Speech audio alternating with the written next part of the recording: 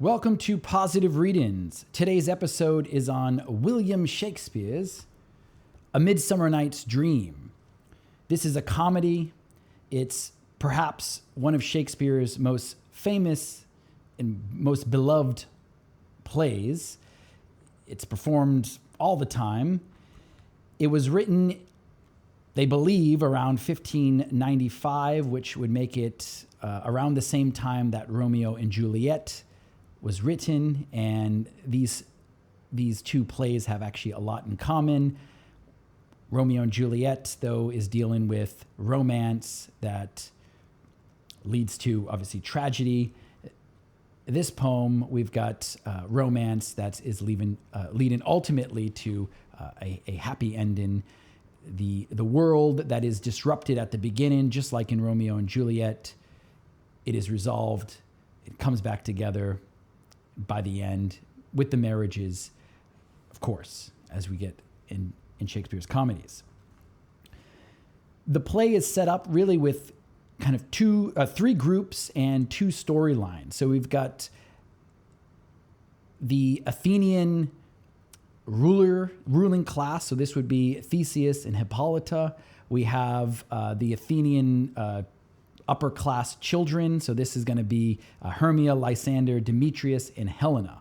And those are the four lovers that get kind of confused out in the forest. We also have a storyline that involves the fairies and the king and queen of the fairydom, which would be Oberon and Titania. And of course, they have their little sidekicks like Puck and some other fairies. And then we have the mechanicals, the working class. This is really the comic relief. So characters like Peter Quince, Nick Bottom, and there are some others. Really, their whole, I guess, goal or thing they're trying to achieve in this play is to put on their own play. And that this play ends with a play. So this also brings in another common element, or at least an element that gets brought up in other Shakespeare plays, maybe most famously as Hamlet, with a play within a play.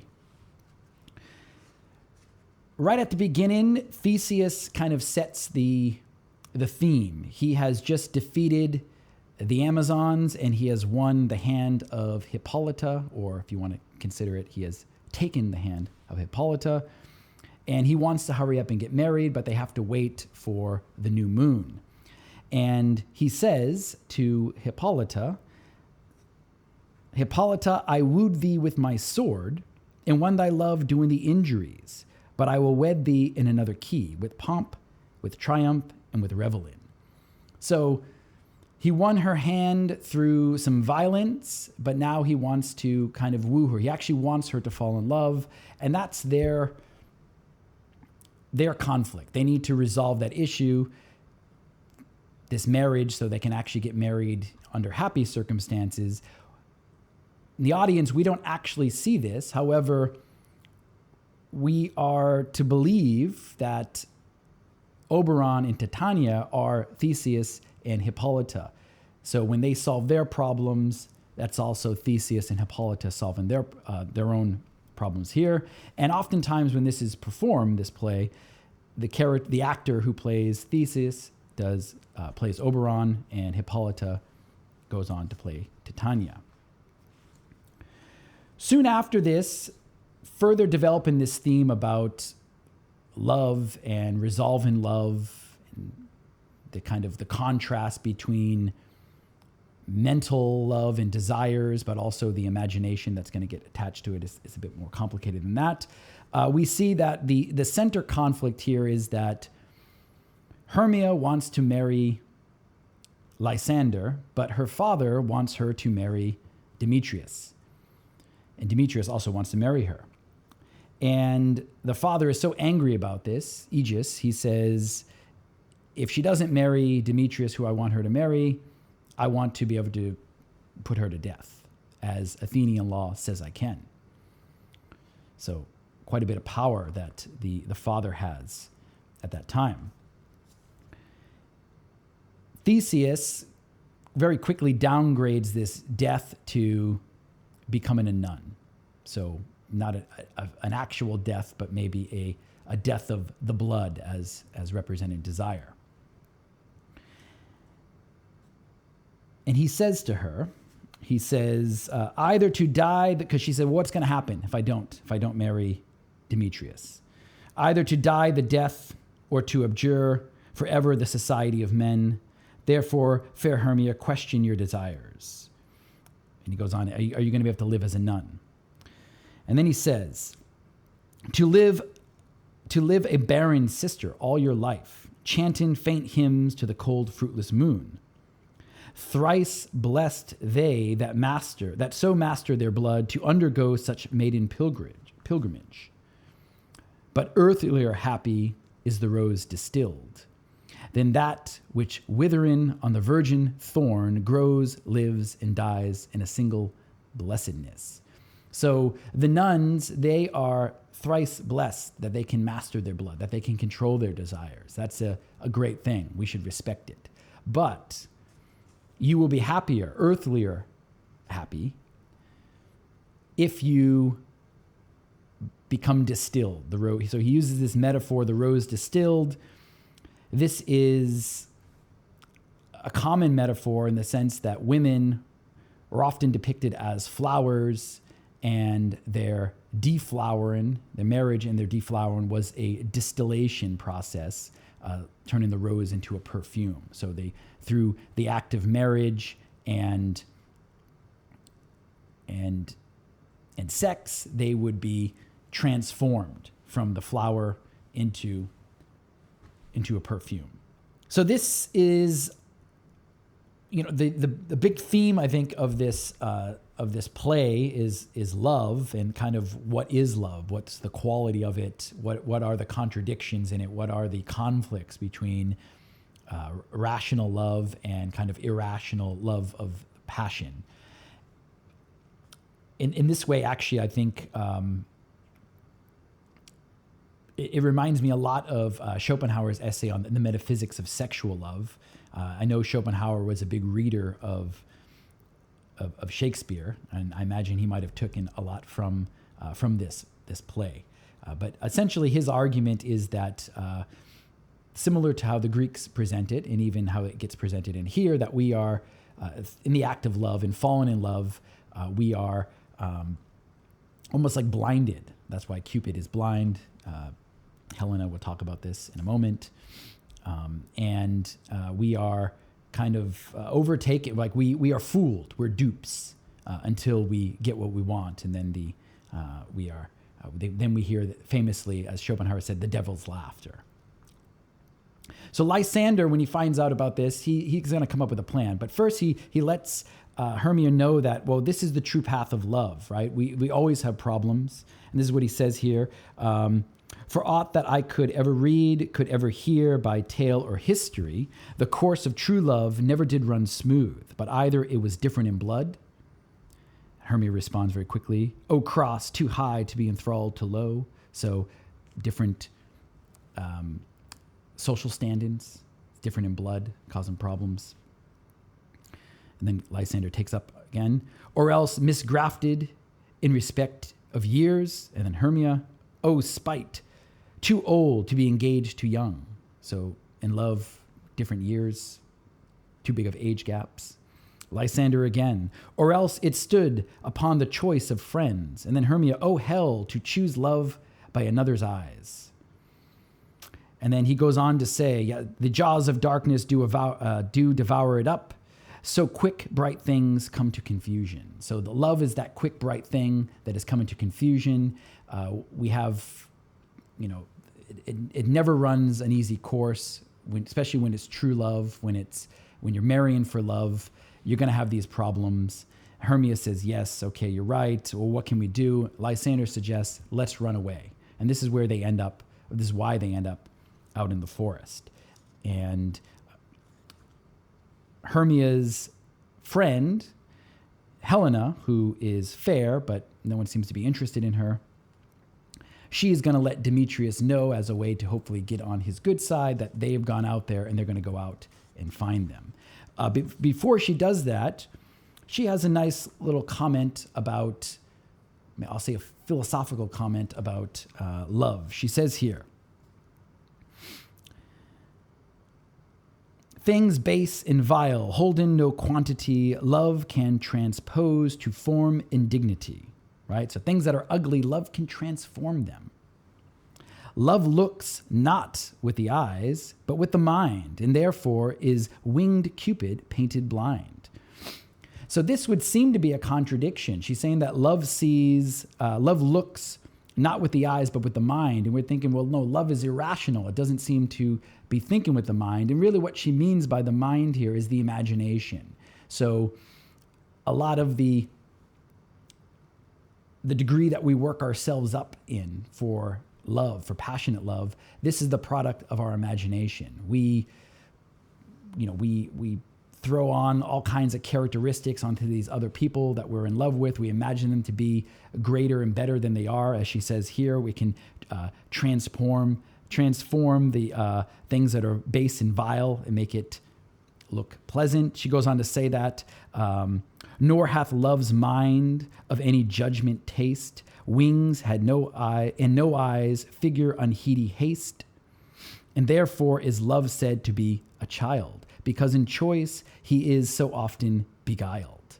So love is this blind child. It's just going after what it wants. It's blind, but it is imagining things, and it's really the mind that's kind of drawn on the passions. And this idea is going to get brought up a few times in this play. So this is kind of a central theme. This will get brought up again later by Lysander, and then again at the end by Theseus.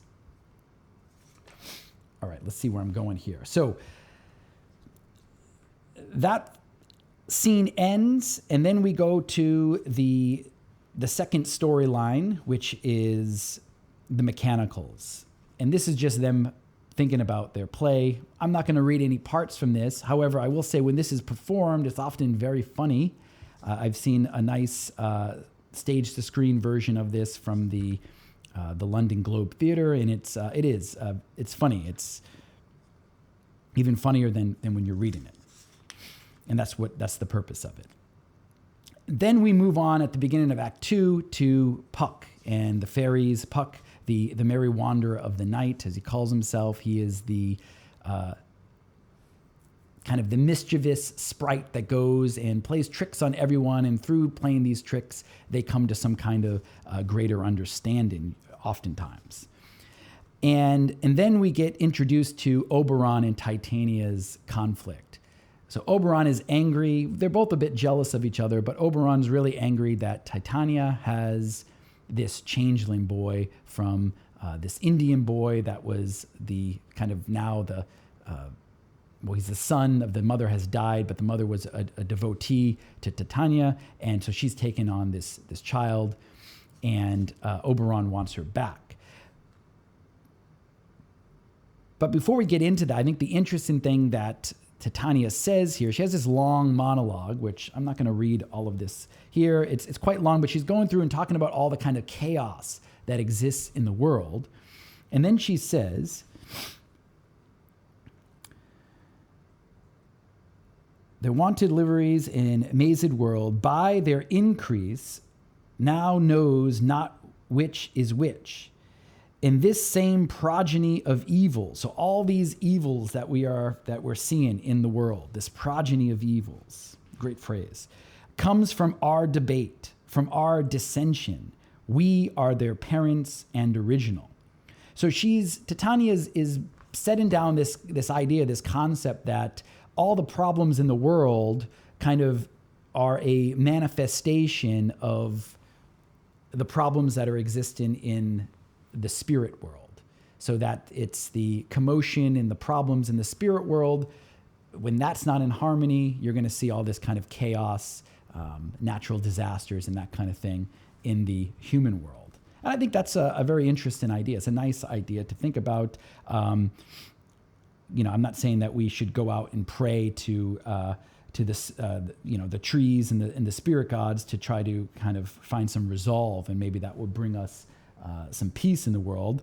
But, maybe there's some indication that we're out of connection, we're out of harmony with with nature and the outside world, and there needs to be some kind of harmony in order to have harmony within society. I met a guy once who thought that the problems, the problems in the human world and like the anxieties and the pressures was actually leading to earthquakes, which sounds like a crazy idea, but I don't know. Maybe this is kind of the reverse of what Shakespeare is saying here. When we get out into the forest, Lysander, he tries to talk Hermia into sleeping with him. They're going to sleep they're kind of lost. They're going to sleep in the forest. He tries to talk her into this. She rejects him. She says, "You talk very prettily, but, no." And she pays for this because right after that, Puck mistakenly puts the juice, the love juice. This love juice is this love in idleness, which essentially Cupid shot his arrow, it missed its target, it landed into a flower, it transformed the flower from white to purple, which again, transformation is another big concept or theme in this play. And now when you sprinkle this juice on people's eyes, they fall in love with whoever they see. And Oberon witnessed Helena and Demetrius kind of fighting, so he says, "Okay, let's get that guy."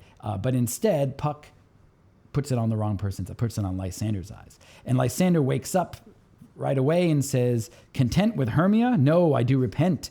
The tedious minutes I with her have spent. Not Hermia, but Helena I love. Who will not change a raven for a dove? The will of man is by his reason swayed, and reason says you are the worthier maid." So here's another example of the concept of reason and how this is used with our will. So will would be the drive, the desire, but reason helps kind of sway it, which is very much the depiction that we get in Schopenhauer and Nietzsche of the mind being like or a tool of the will.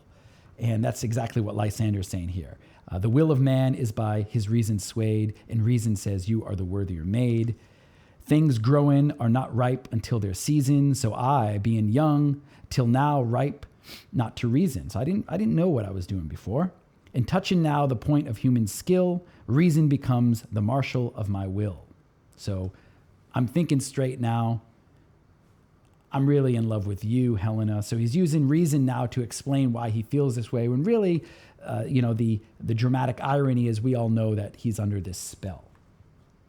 And again, I think that's trying to show us that love is actually not driven by what you think. And maybe that's the ultimate kind of, if we had to pick a message besides the entertainment of this play, is just that we really don't know what the hell we're doing. We think we're in love with the people we're in love with because of this, and this, but we don't actually know. We're just kind of really driven by a blind desire. And it's only later that we can actually maybe try to make sense of it and try to intellectualize it and rationalize what we're doing. This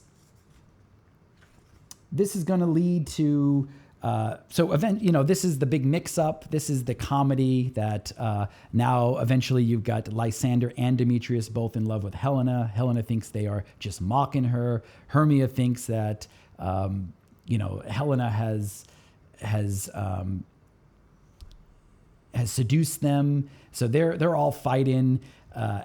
Also, Bottom gets transformed into his head gets transformed into the head of a donkey, or an ass's head as they call it, and then Titania is made to fall in love with him.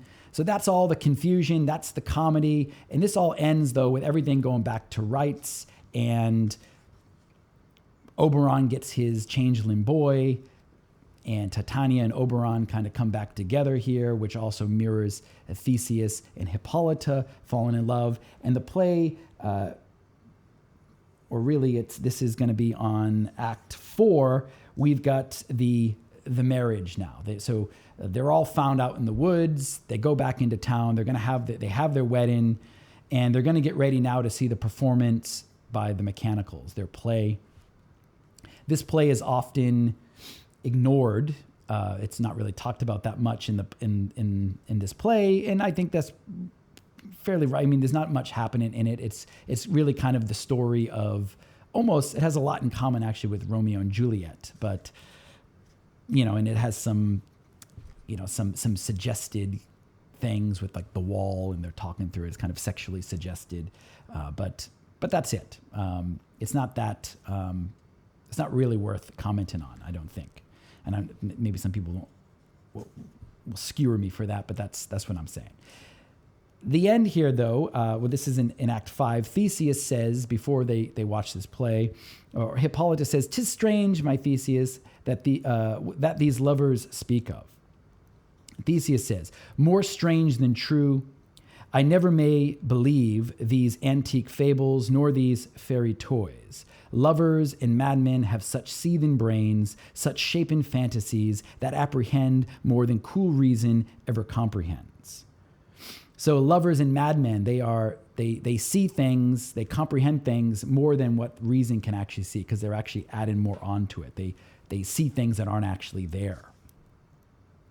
Which, I mean, maybe that can be a power. Maybe that can be a good thing. Maybe in the realm of philosophy or just knowledge in general. But certainly it can make a fool of the lovers, or of a lover. The lunatic, the lover, and the poet are of imagination all compact. One sees more devils than vast hell can hold. That is the madman. The lover, all as frantic, sees Helen's beauty in a brow of Egypt. The poet's eye in a fine frenzy rolling doth glance from heaven to earth, from earth to heaven, and as imagination bodies forth the forms of things unknown, the poet's pen turns them to shapes and gives to airy nothing a local habitation and a name. And I think this, so by drawing a comparison between, we got the madman, the lover, and the poet, I think this also gets us to think that, okay, sure, when the lovers were kind of in peak kind of madness out in the woods, or they were in love, but they're actually acting mad. This also kind of connects us to why we're ending with a play, that the poet themselves, this work itself is related, right? As he says here, are of imagination all compact. They are belonging within the same group. And the creative artist has a bit of the lover in him as well, and a bit of the madman. So again, I think this is a fun play. It's so many great lines in it, but it also reminds us of the irrationality in love, especially in youth love, and which, sure, it's irrational, it's maybe a bit wild, a bit crazy, but a lot of fun too. Love, that youthful love, and I think in that regards, it's a bit of a celebration of that, and maybe the fact that we need to indulge some of our insanity, some of our madness a bit, in love, and even in poetry, in seeing the world.